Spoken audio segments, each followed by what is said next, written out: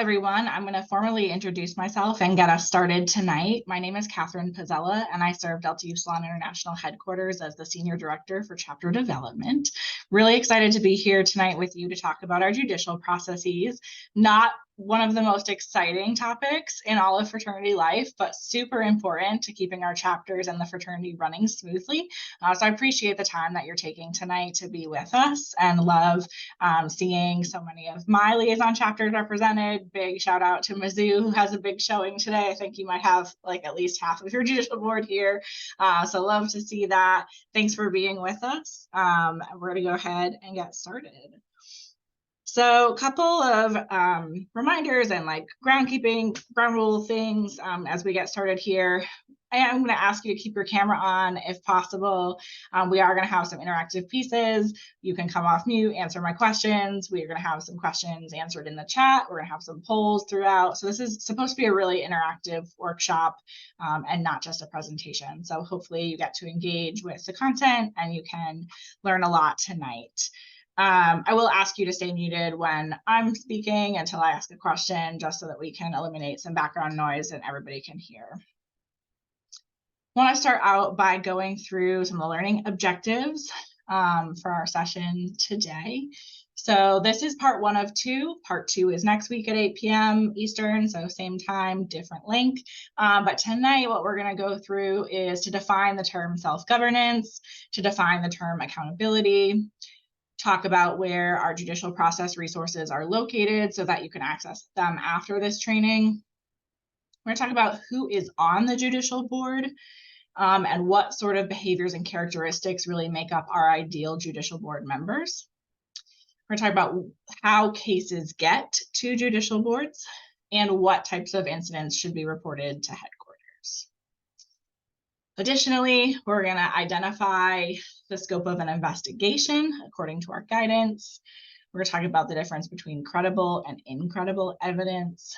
We're going to talk about the standard of evidence that we use in fraternity judicial cases, which is different than a court of law. We're going to talk about the big 3 ways we can adjudicate things, which is mediation, judicial board hearing, and chapter hearings. Talk about how severity and repetition of behaviors influence how you're going to choose which of those methods to utilize and how you should adjudicate a case. And finally, we're going to match some example cases with an appropriate chapter response. So it seems like a lot of stuff to cover. Like I said, I hope that this is interactive and that you guys will join in and be a part of this with us tonight. So one thing I'm going to do is I'm going to drop you a handout that we're going to use throughout. So this is going to go in the chat. And if you would download this and follow along with us, please. You will need that. Everyone now has their own copy. You download that out of the chat and follow along with it with me.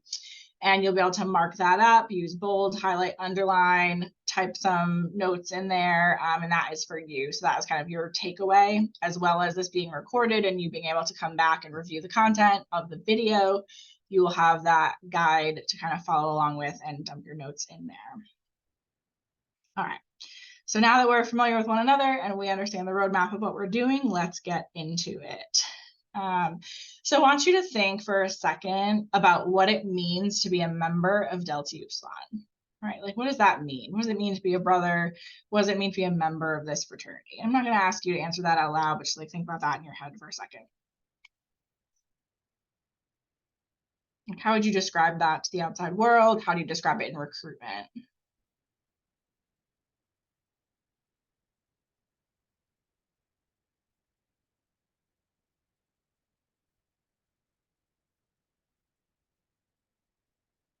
Okay, next, think about how brothers in your chapter hold one another accountable to the oath that you all took at initiation. All right, so the fraternity's expectation of members is to hold one another accountable to the oath. It's right in there, right? It's in our code of conduct. It's part of what makes a brotherhood is that we are all agreeing to these same guidelines and the ways that you're going to live your lives. And part of brotherhood is that accountability piece of let's do what we said we would do when we got initiated and we took that oath, right? And sometimes I think we forget that that includes the mission of the fraternity, which is to build better men, right? And so when I think about the concept of building better men with relation to the judicial process, I think this is an opportunity for you all to help one another grow through mistakes and from bad decisions and become better men, right? None of us are perfect. I don't believe in good and bad people. I think we're all human and we all have the capacity to do really great things and not so great things that we are not proud of, right? And we're all going to have those moments and we're going to make mistakes and we're going to do things that maybe eventually we wish we would have done differently. I know certainly I have done those types of things in my life, right? But the important thing is, how do you respond to that? How do your brothers respond to it? And how are you all holding one another accountable in those moments when the concept of being a man of merit is being tested, right? And so that's our philosophy in working with judicial boards and working with the judicial process. It's not punitive. It's not to get people in trouble. It's to really help hold people to the oath that people take when they join Delta Upsilon, right? So I'm going to ask you to look at that handout, which hopefully you have downloaded at this point. And I'm going to ask you to go to where you see self-governance defined. I'm going to ask for somebody to read that out loud to our group. Anyone, you can just come off mute. Self-governance is the system by which members of a community or organization act on their principles and values in order to develop an ethical code of acceptable behavior, resolve grievances, elect leaders, and discipline members, inherently based on a responsibility to do the right thing, but not to be confused with the unquestioned right to do anything the group chooses. Awesome. So take a minute to read that again for yourselves and either highlight or bold or underline, write on your handout kind of what sticks out to you about that definition. And of course, I'm going to ask a few people to share, so actually do that.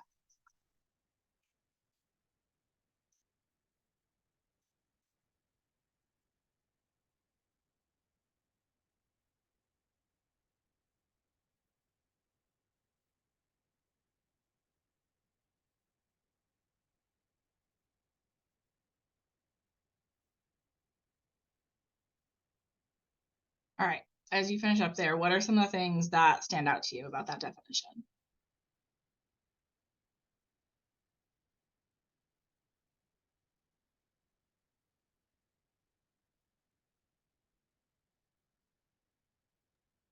I guess mostly it's about making sure you hold yourself and like the members of your house accountable for things that happen, because things are bound to happen. Definitely. Is there any particular like phrase or part of that definition that really sticks out to anybody? Do you have a favorite part?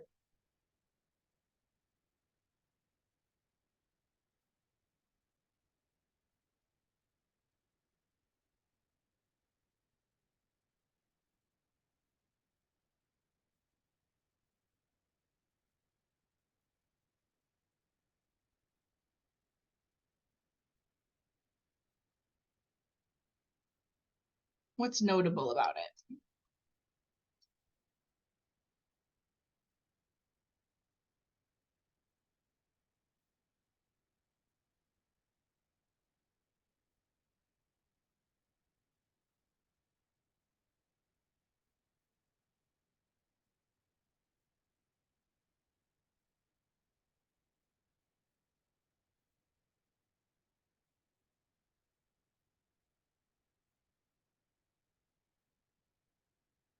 Luke, what'd you come up with?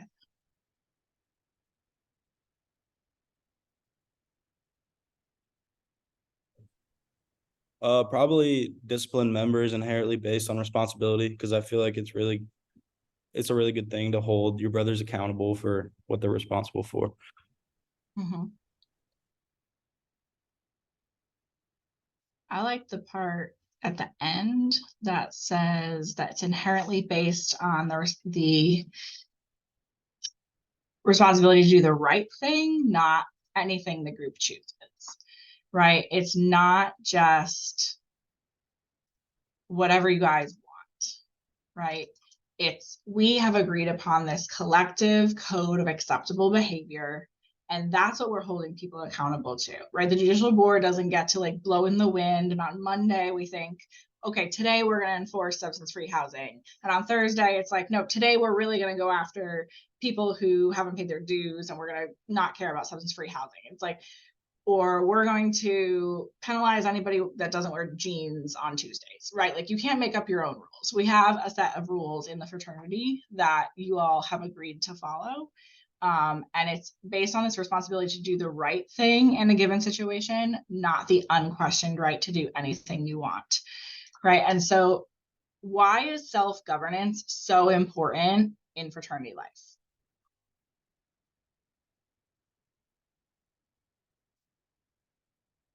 Or why is it important in the judicial process, more specifically?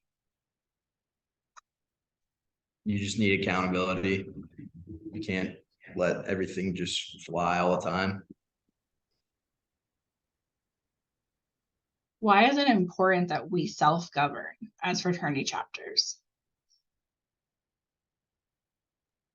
I guess usually, like, if you let it go above like your own governance, that means it's already gotten super bad usually. So it's good to, I don't know, get things done on your own before it gets to a point where it's so bad that other organizations have to step in and do it for you.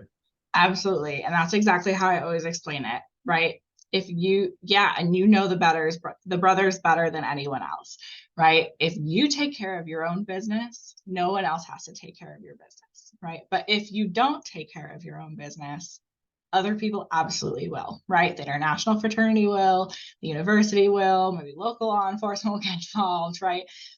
The point is that things are going to happen, right? Like I said, none of us are perfect. People make mistakes, and sometimes people intentionally violate policy, right? We know that happens as well. It's more important how you guys respond when something happens than that it happened in the first place, right? Obviously, we try to avoid as much risk as possible, but if risk is inherent and life is messy and humans are messy, we just have to have some system by which to keep everybody organized and on track. And that's your judicial process in your chapter. So let's talk a little bit more about accountability, right? So accountability is a mechanism that's used to remind people of that oath that they took, right? And we talk a lot about accountability in fraternity life, but let's be clear about what we mean by it. So I'm going to ask you all to take a second, think about how you would define accountability, and then type a short definition in the chat for me. Like, what does accountability mean to you?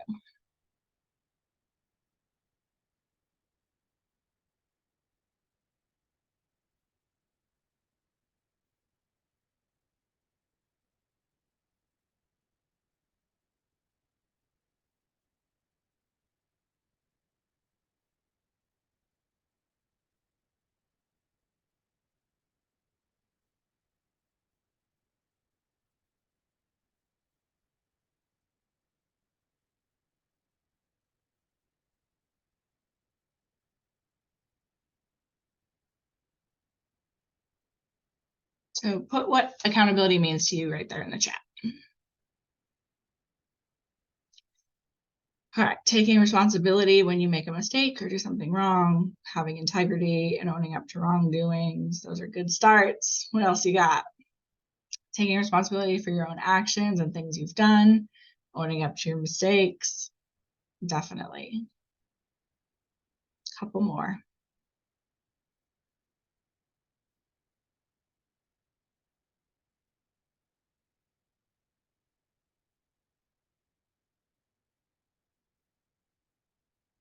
Owning up to your mistakes and holding people to that level, showing up and setting out to accomplish the things you said you'd do, and taking responsibility for your actions. Absolutely. If anyone wrote something that you absolutely love, feel free to copy and paste it right out of there and into your handouts. You have that after the webinar, right? Being able to admit when you're in the wrong, as well as keeping yourself accountable by not doing anything you might regret later. Definitely. All right. Akash, I knew you were going to come through for me. Responsibility for not just your own action, but making others understand what they did was wrong and taking action accordingly and in an unbiased way. Yeah, we're going to talk about being unbiased in a little bit here, definitely. All right. So when you think about your definition of accountability, and then you think about brotherhood, how do you think those two things are related? How are accountability and brotherhood related? And you can come off mute and answer that out loud or put it in the chat.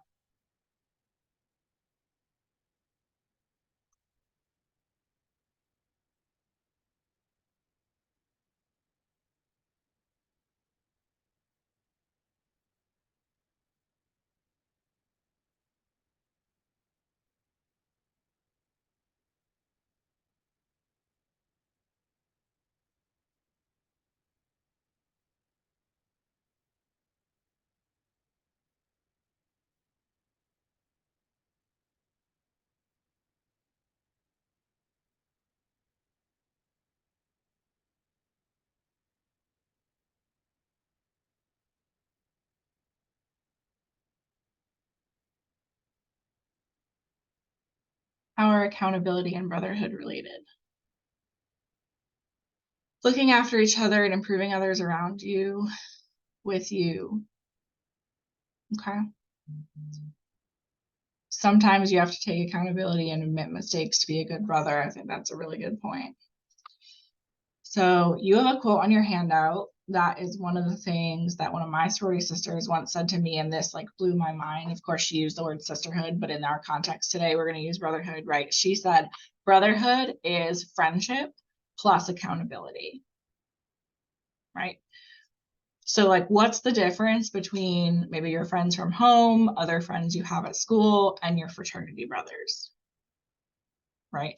And when you really think about it, I think the difference is you add accountability when you sign up to be a part of a brotherhood, right? These aren't just people that you would hang out just casually. These are people that you committed to being better men with, right? And holding each other to a higher standard. And so you are going to take the time to call your brother back in to some, set oath that you took when you see them stepping out of line, right? It's not about calling people out or pointing out mistakes or, making fun of somebody or making them feel bad for making a mistake, right? It's calling them back in to this shared ethical code that you all have come up with, which of course is your oath and our 4 founding principles and the concept of building better men, right? So what are your reactions to that quote?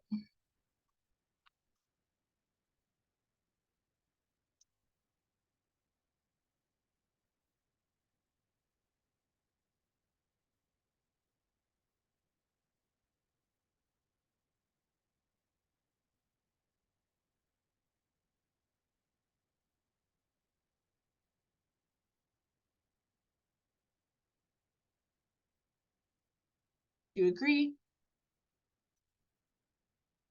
Generally, yeah, okay.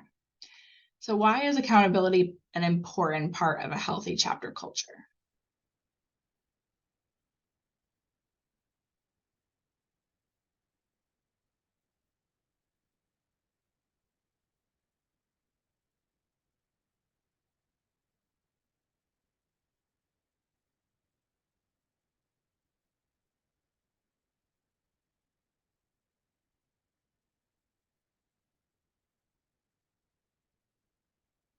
Why is accountability part of a healthy chapter culture?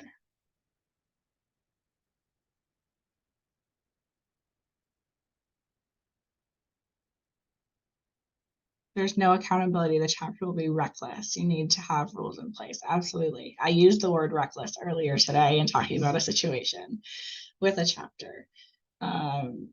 I think reckless is a very important word to try to avoid, right?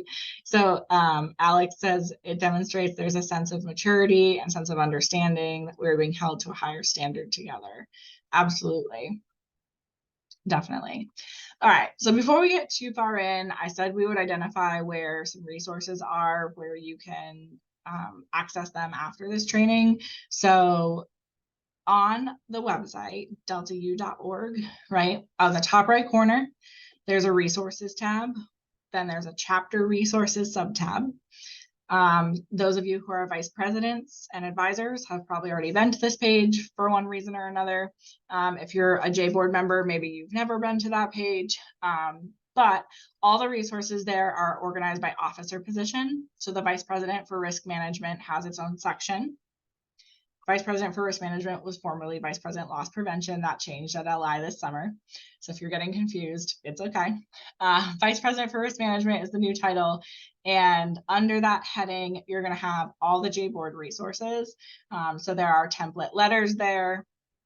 There are kind of step-by-step instructions on how to host a hearing, how to report, the outcome of hearings to IHQ in those situations where they need to be reported, kind of do's and don'ts. There's an investigation guide that you also have in your handout. All right. So now that we've established the importance of accountability, we want to choose the right people to begin the process. And since I have the entirety of Mizzou's board, I don't want to, insinuate that you all are not the right people. Let's talk about what makes you guys good J board members and what sorts of traits you're going to look for in those that eventually you're going to look to replace you when your term is over, right? So I'm going to run a quick poll. And we're going to talk about which type of makeup of a judicial board is allowed by Delta Upsilon. So give me 1 second. All right, so you all should see the poll now. You have a bunch of different questions. We're looking for the right answer of who serves on the judicial board. Choices are every academic class elects their own member of the judicial board. The vice president for risk management and president appoint 1 to 2 members per class. Each associate member class appoints a member to represent them on the board. Any of the above are acceptable, or none of the above are acceptable.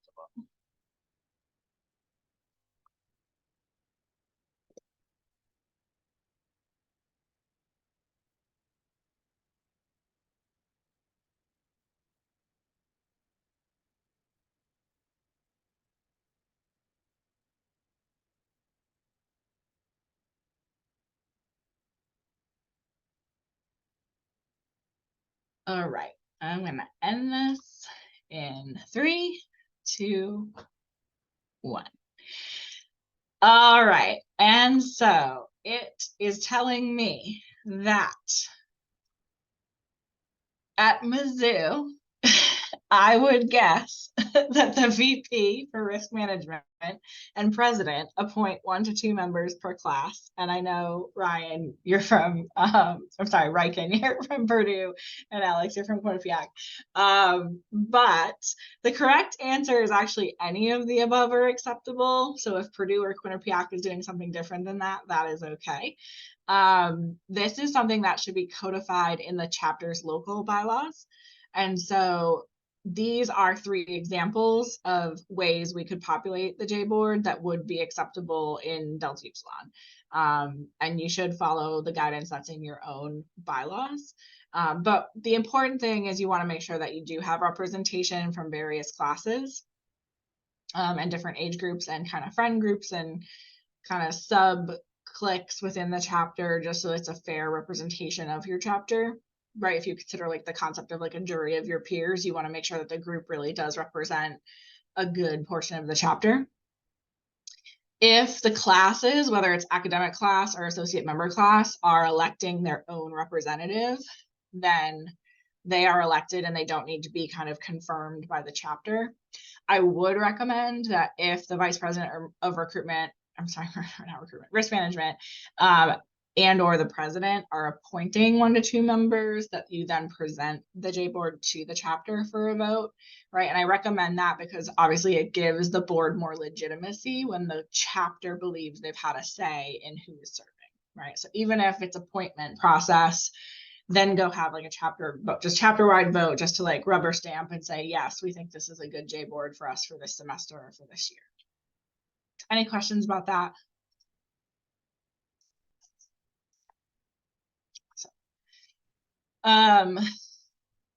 Another consideration to think about is what characteristics or behaviors we'd like to see from people who serve on the board, right? So if you find a place in your handout where you can write a list of words that come to mind when you think of the judicial board members, what sort of characteristics of a person come to mind when you think about someone who would reinforce the concept of accountability that we've been talking about and brotherhood in terms of those characteristics and behaviors? So just take a couple of minutes to just type as many adjectives or words or phrases that come to mind.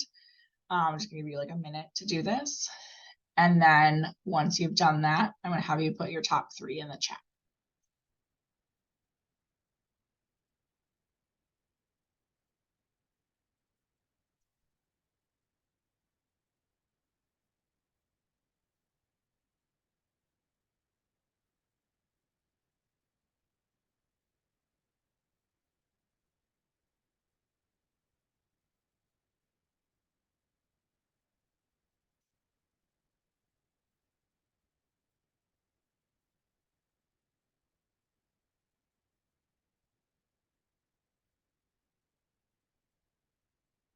All right, once you've got a list going, send us your top 3 in the chat.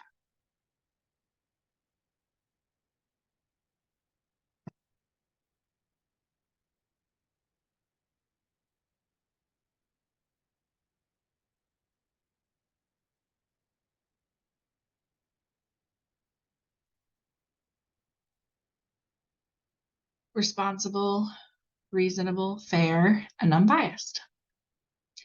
Willing to stand up to others, leadership, responsibility.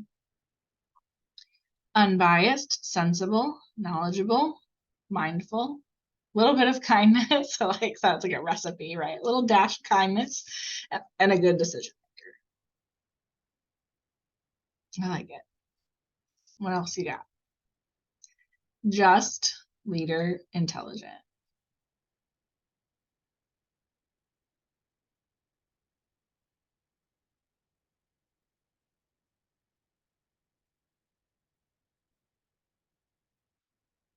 Trust, unbiasedness, careful. I like it. Those are good. Good work. All right, so obviously we want to get the right people on the bus and train them on the expectations of the role. Right, like I said, no one is perfect, not even all of you who serve on a judicial board, right? We all have our own flaws. So even if you're choosing people who exhibit these types of characteristics and qualities, we definitely need to reinforce behavior and set expectations of what we want to see while they're on the judicial board. So Owen, do you run a J board training for this crew in addition to what I'm doing today? We have like meetings. I mean, I would say pretty much like I go through the rules and what we do. Okay. Well, you can certainly also use this to supplement what you're doing, which is great. But it's important, right, to like have this conversation of like what sorts of qualifications and behaviors do we want to exhibit, right? What is going to make us legitimate in front of the chapter, right? How are the ways that we need to act and show up in this role in order for people to take us seriously and take the rules seriously, right? Because you can imagine if people are acting in ways that are opposite of these types of characteristics, 1, they probably don't belong on the J board, but 2, like the chapter is just going to completely brush the J board off, right? All right, so now that we know the makeup of the J board, let's start talking about how you all do your jobs, right? And so for the rest of our time together, we're going to talk about how to prepare for a case, regardless of how it's adjudicated, and then the different adjudication methods. So we're going to do a quiz together to see how much you know about the roles and functions of judicial boards. So I think that you have this quiz on the next page of your handout. It's a true-false quiz. And we're just going to go through it and read it out loud, and you all can put in the chat or shout out what you think the answer should be, and then mark the correct answer down on your handout. You can like bold or highlight or something the correct answer. So let's see.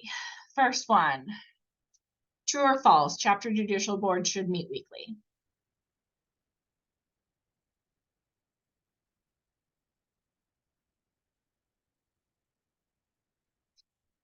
Oh, Akash. If anyone didn't get the handout when you first came in, I will send it to you.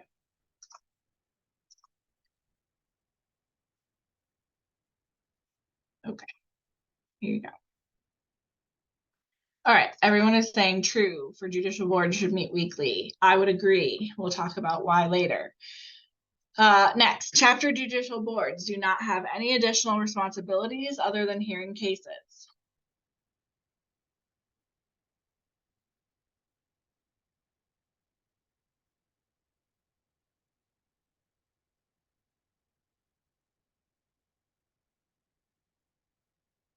So far, everyone thinks that's false. I would agree, right? Which might be another reason we could meet weekly, right?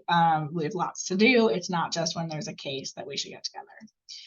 All right, incidents may be reported to the judicial board only through a formal incident report form, which chapters should create themselves.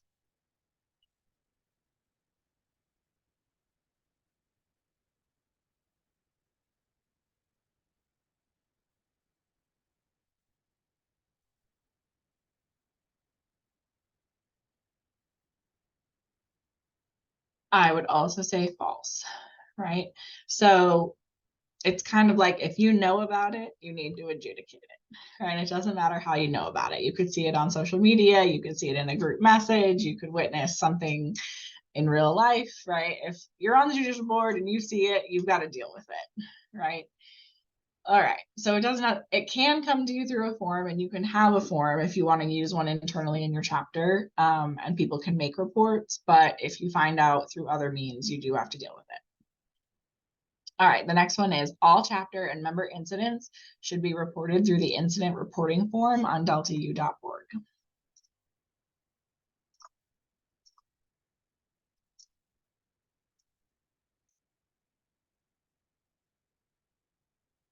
And I will share that that is found at deltau.org/chapter reporting. And it's the incident report form. And I think you're all saying false to that one. Right, so we specifically ask that you report things to IHQ when you witness an act of bias or discrimination or an incident that causes bodily injury or property damage, either involving a Delta Upsilon member or at a Delta Upsilon event. So basically, if it could result in a claim or a lawsuit against the chapter or the fraternity, please report it to us. But a lower level policy violation, like somebody not attending a required event, you don't need to report that through the international website. Next is chapter judicial board members are responsible for constantly monitoring all chapter events, activities, and electronic communications for violations of fraternity policies.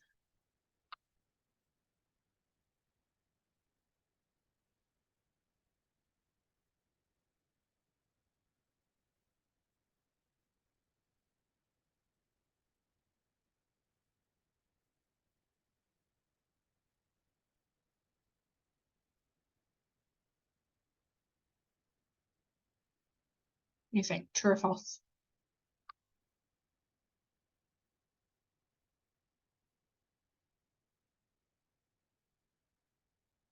I would say this one is false, and I put it in there as a trick question. Good job, Akash.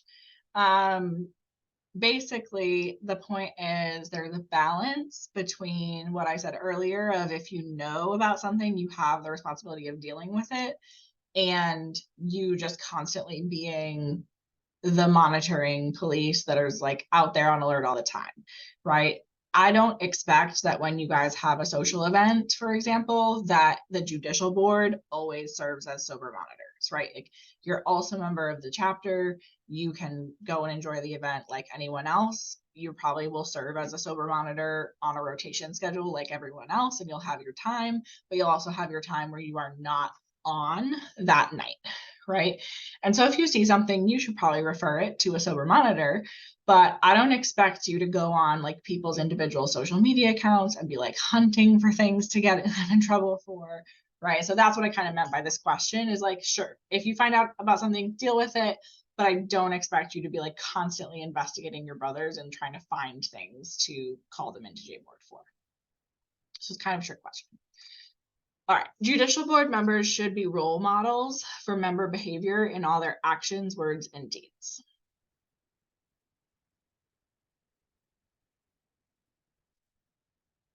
This one should be pretty easy. This is clearly true, right? Okay. Judicial board members are responsible for investigating reported incidents.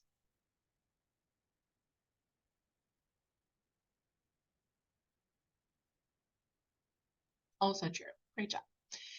Judicial boards should consider all information and evidence equally in an investigation.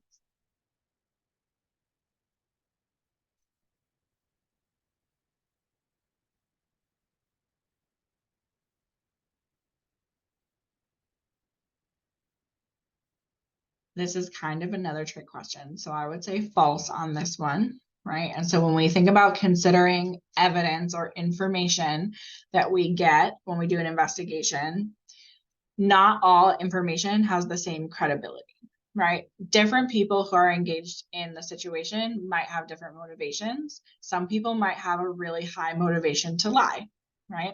So if someone thinks there's going to be an extreme negative consequence for telling the truth, they might be more likely to lie than someone who maybe just witnessed an event and isn't directly involved, but has a little bit of information to share and is willing to be truthful because there are no consequences for that. Right. So I think you have to consider like where information is coming from and what are the motivations of that person and how likely is it that they are being truthful, and focus on the facts as you know them and can prove them versus what people are telling you, if they can kind of alter things or make things look differently when they're talking about the situation. Right. Okay. The standard for making decisions in Delta Upsilon is the clear and convincing standard.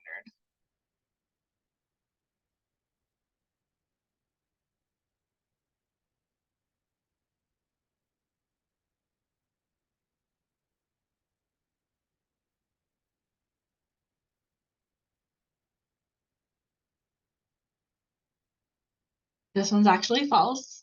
We use what's called a preponderance of the evidence standard, which means that it's more likely than not, or like 50% plus a feather, right? If you think about scales and it's like balanced at 50%, then there's just a little bit more information that it's one thing than another. That's what the side we're going to err on. Clear and convincing is more like what's used in a court of law, where it's like beyond a reasonable doubt. You have to prove it absolutely happened. We don't need that. That's not the standard that is used in most universities and in most fraternities. All right, and lastly, every reported incident goes to a judicial board hearing.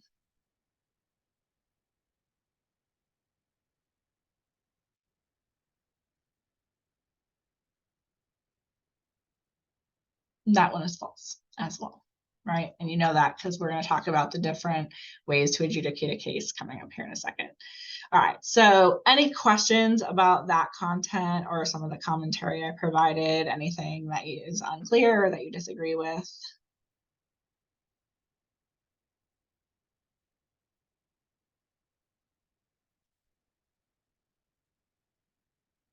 All right. So we've covered how to prepare for a case. Time to talk about what happens when you gathered all the info. I think I failed to mention when we talked about investigating, you do have a full investigative guide in your handout, and that's also on the website. So some tips and tricks for how to conduct an investigation. So we're not going to go through that today, but wanted you to have it, know that it's there. And if you have to investigate a situation, you can kind of go back and refer to that. Okay, so let's talk about the options that you have for addressing incidents. What are the 3 different ways behavior can be addressed in the fraternity? What are your options?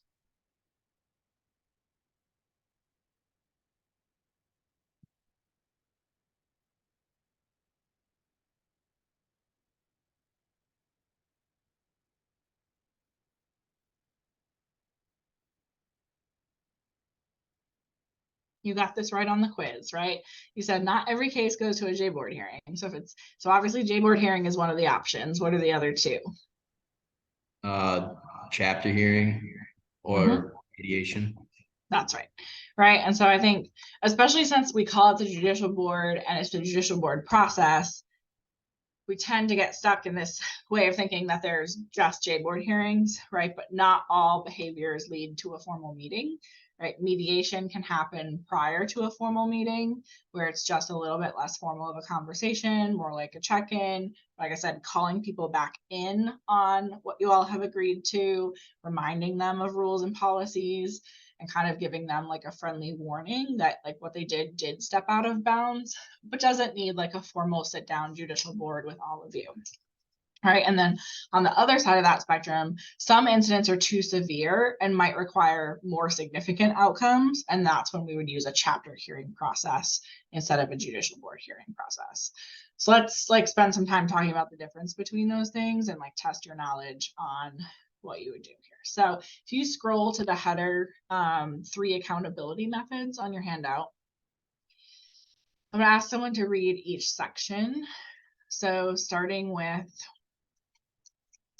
let's see, starting with mediation, can someone read the definition of a mediation for me?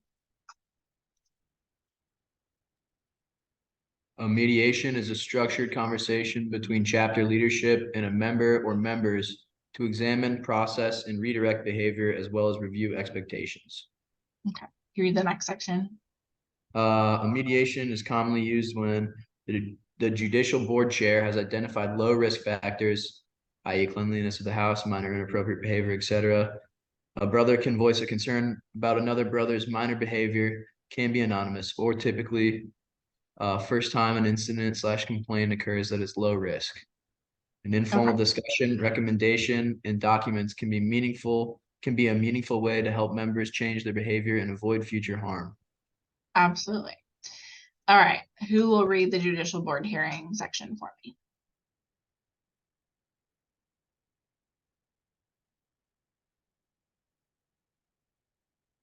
Ryken, can you help me out? Thanks. I'm in the chapter room, it's a little bit loud.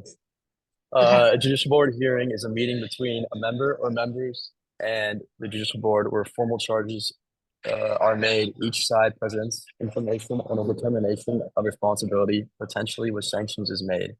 Judicial board hearing may be held when an incident cannot be resolved by mediation, an incident is more severe or violates a major policy or law or is considered high risk, or repeated behavior needs to be addressed. A formal hearing provides structure to complicated cases with lots of information to consider and reiterates the members' the seriousness of the alleged violation. Great, thank you. And then finally, chapter hearing. Who'll read that?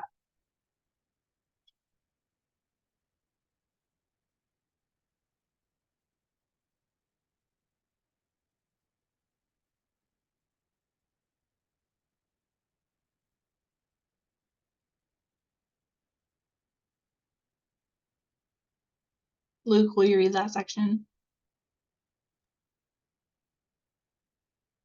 A chapter hearing is a meeting of the entire chapter with member or members where formal charges are made. Each side presents information and determination of responsibility, potentially with sanctions is made. A chapter hearing is called behavior is so severe it may warrant sanctions beyond the authority of the judicial board.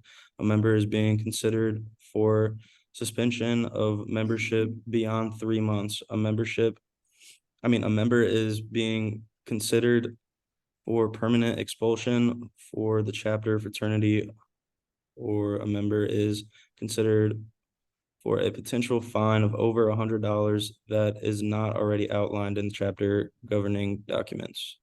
Chapter hearing formally addresses behavior and gives all chapter members the opportunity to consider the best outcome for the situation in line with chapter fraternity policies. Awesome, thank you.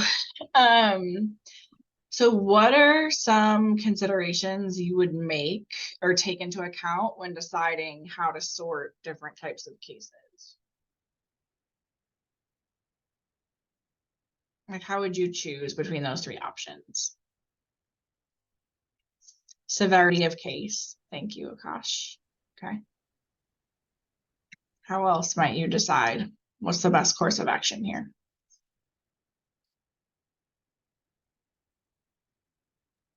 You could kind of go like with the bylaws of your house, what's a common punishment for certain violations?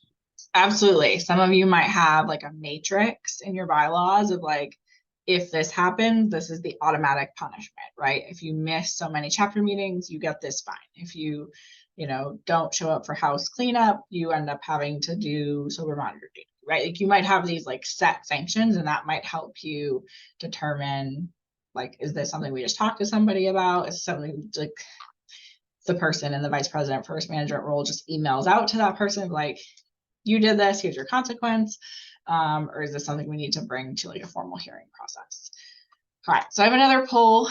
We're going to practice a couple of how could we choose the right type of case or type of reaction to a case. So you've got, I think, 7 examples to work through here. So just take a few minutes to go through and choose whether or not you would use mediation, J-board hearing, or chapter hearing for each type of case.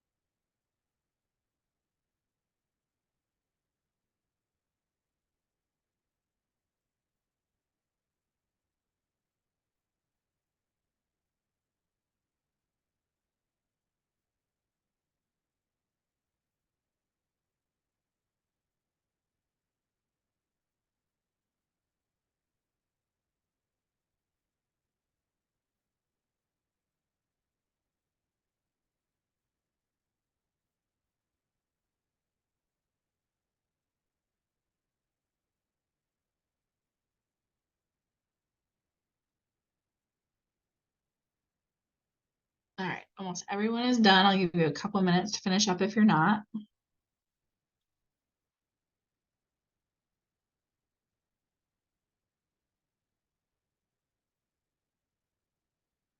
Awesome. All right, so let's go through this. So can you see the results now? Okay. So damage to chapter property, right? So this could be, obviously, if you're a housed chapter, this could be obviously your house. Unhoused chapter, this could just be anything the chapter owns, right? It could be tabling materials, big cutout block letters, could be composites, anything like that. Philanthropy, event supplies, whatever, right? So mixed responses here. Some people said mediation, some people said chapter hearing, most people said judicial board hearing. I think this one really depends on what exactly was broken potentially, and how bad and expensive it was. If it's, obviously low level, could be mediation, especially if it was an accident, right? If it's intentional, that's a whole nother thing. If it's really expensive, you'd probably escalate it up. So I would accept any of those answers depending on, more details. Okay. Assault of another brother, member, associate member, right? J-board hearing at minimum, chapter hearing for most of you. I definitely agree with that, right? That's probably one of the worst offenses you can have, is to physically harm someone. That should be a serious discussion about their membership. Okay. Underage drinking, mediation, judicial board hearing. No one chose chapter hearing, right? This is one of those culture things, right? Where it is against federal law to drink underage, right? But it's very common in college settings to encounter underage drinking. And so that's where, this probably skews on the lighter side for you all. But if, we had it our way, we'd probably say a judicial board hearing at minimum. But again, I'll take mediation for like a first time offense as a reminder, but definitely need to escalate it after that. Racially motivated bias incident, J-board hearing or chapter hearing definitely warrants a more serious conversation. And again, would probably depend on your outcomes of what you're going to be doing there. If they're going to potentially retain their membership, J-board hearing, if you're talking about potentially expelling them as a result, chapter hearing. So I'd accept both of those things. Missing required meetings or events without being excused. Mediation was the choice for most people. J-board hearing for 3 of you. I like mediation. I think that's a good place to start, right? It kind of reinforces what I said at the beginning about how this process is not necessarily a punitive process. It's a check-in, right? And so if people are missing things, the first conversation should be, hey, where have you been? We've missed you. Not just like you're in trouble and here's a fine, right? And so just sitting down with them, checking in, what's going on in your life. You've got a lot going on. Oh, so do I, right? Like, how can we make sure we make time for DU? And just like talking through it, I think is a good way to approach that conversation at first. Obviously, if it's like repeated, severe, that's something that you can address with a formal process. Not paying dues or making payments on an established payment plan. I like these responses as well. It's kind of split between mediation and J-board hearing. This is another one, just like time and not showing up for things. It's like, if you're not paying dues, right, it's a sign of disengagement. There might be some other issues going on. You might just want to check in with the brother first and see what's going on. And then if they need to be referred to a J-board hearing, that's great. Theft of another chapter's property. Well, this is interesting. J-board hearing or chapter hearing. All right, so you might have to do a combination of these with this one, right? Like you might need to mediate between your chapter and the other chapter to kind of make amends. But in terms of holding that person accountable, J-board hearing or chapter hearing, and again, I think it does depend on what was stolen, how expensive is it, how big of a deal is it. You would kind of choose between your J-board hearing and chapter hearing there. Okay. So obviously, responses are inconsistent. People have different thresholds. Usually we have more different chapters represented on the training. And so you'll see a much wider variety of answers than even we had between you all.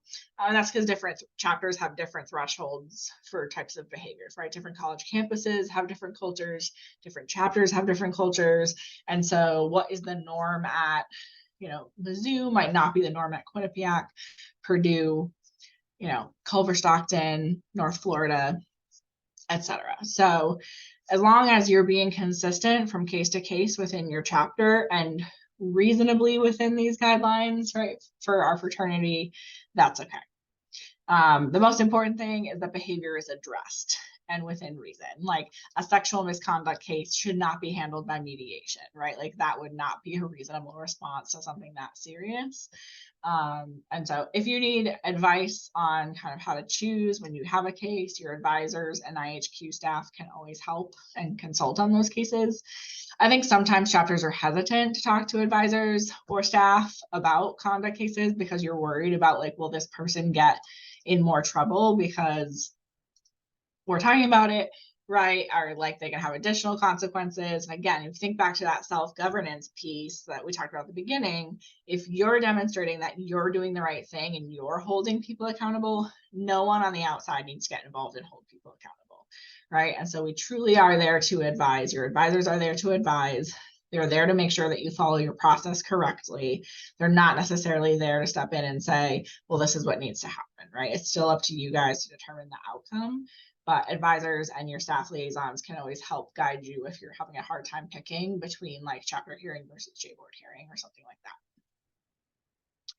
I always say that we have a lot of rules in fraternity life that get broken very frequently, right? And so if you think about attendance requirements, GPA requirements, paying your dues on time, right, by the deadline, right? There's a lot of things that happen that aren't supposed to be happening, right? And so any of the behaviors that your J-board is addressing is the same, right? And so you should be open to talking with your advisors about behavioral issues, just like you would say, hey, this person didn't meet the grade requirement, or this person's late on a dues payment, right? It's just another type of behavior that you guys are following up on. And so again, as long as you're doing what you need to do and holding people accountable, they're not going to have additional consequences from the outside unless you bungle it or like don't do the process right. Then we're going to say, well, you probably need to do this over again and do it right.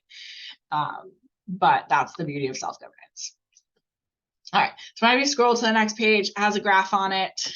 You take a look at that and think about if you were to kind of chart these three choices that you have, mediation, J-board hearing, chapter hearing, on this chart, what might we label these axes as, right? Like what might increase that would help you determine what to choose? And one of these words has already been used.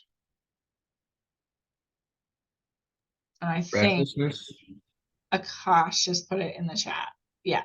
Oh, he did 10 minutes ago. Severity of case, right? So the severity of the case is definitely going to be one of those axes. And oh, and did you say recklessness? Yeah, so I would put those two together, right? So how bad is it is one of our thresholds, right? And the worse it is, the more we're going to skew towards a chapter hearing, right? Versus if it's like really not that big of a deal, right? If you think about like some really minor property damage that happened accidentally, right? You're probably just gonna sit down with that person and say, I'm sure this was an accident. I just want to reiterate, like, this isn't our expectation, or that this shouldn't happen again, right? But if it's like intentional and it's like crazy severe, like they're trying to light the house on fire, that would be like a chapter hearing for an expulsion, right? What might go on the other axis that would help you decide?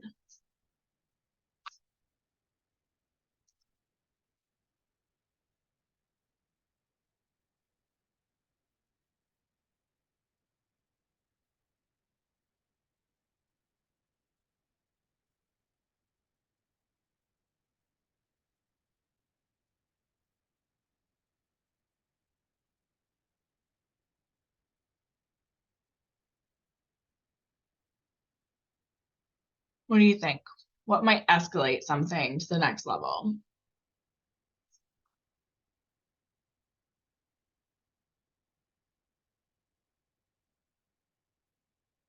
For me, it's repetition, right? So even if it's a really low level behavior, if you have that low level property damage and someone says, this was an accident, I didn't mean to do it, and you have a conversation, you say, that's cool, I understand, just hope it doesn't happen again, right? But then it happens again. And they're like, oh, it was an accident, I really didn't mean to do this, it won't happen again, right? And then it happens again, right? Like if it becomes a pattern, even if it's not a big deal, it probably needs to escalate at some point, right? Because at some point, they probably could have avoided doing that thing. Or if it's just something that you've talked to somebody about again and again, and it's just not being effective, you can escalate it to the next level, right? Because the expectation is that when we have one of these check-in conversations with our members, they actually try to change their behavior for the better moving forward. Right. So they can't just kind of brush you off and ignore you and just keep on doing what they're doing. That's going to escalate the situation. All right. So it doesn't matter which axis you put which label on, as long as you have severity and repetition on there, it'll help you remember.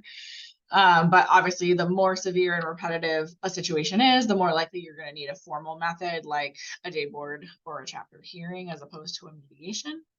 And then we went over this when we read the definitions of the two, right? But the difference between the J board and the chapter hearing is the type of sanctions you're going to give out, right? So if it's anything beyond a 3-month suspension, beyond $100 fine, or oh my gosh, what's the third one?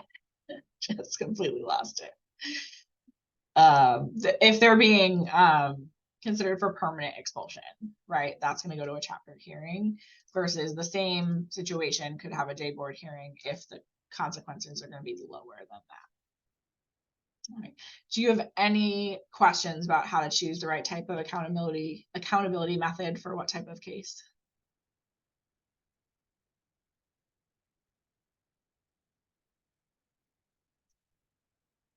Okay. Awesome. So we're just gonna wrap it up and prepare for part 2 next week, which is gonna be about like the process for actually adjudicating a case.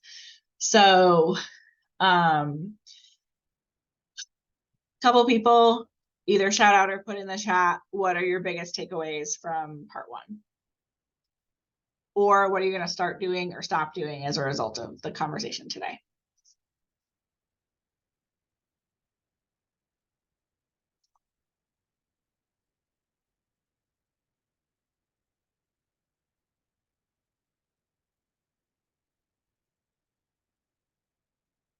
Jackson learned a bit about accountability. Owen's going to go into more detail at J-Board meetings about the steps of conducting an investigation and how to sort cases. Yep, definitely. Different potential outcomes. All right. Does anybody have any questions related to this content before we do part 2 next week?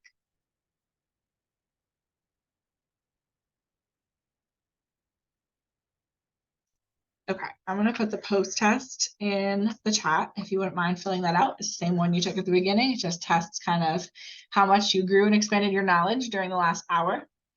I'll remind you that part 2 will happen 1 week from tonight at the same time. So 8 Eastern, 7 Central. There will be a different link. So make sure you click on the new link. And anyone else that wasn't here this week can join the training. I'm happy to send this recording to other people so they can watch it during the next week. And then they'll be all caught up to join us and jump in for part 2. So if there's anyone on your board that wasn't here that you'd like to watch it and then come in for part 2 next week, just let me know and I'd be happy to send it to them. I'll put my email in the chat as well.